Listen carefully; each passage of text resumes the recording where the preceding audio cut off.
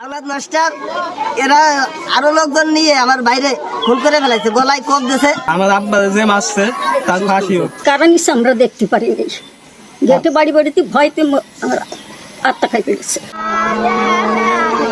স্বামীকে হারিয়ে পাগল প্রায় স্ত্রী রেহেনা বেগম, কান্না থামছে না সন্তানদেরও।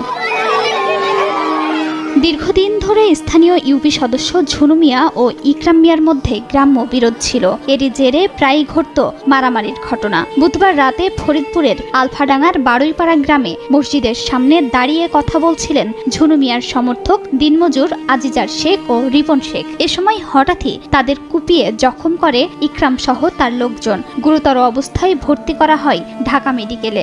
শুক্রবার বিকেলে চিকিৎসাধীন অবস্থায় মারা যান আজিজার শেখ। শনিবার সন্ধ্যায় তার মরদেহ গ্রামের বাড়ি নেওয়া হলে কান্নায় ভেঙে পড়েন স্বজনরা।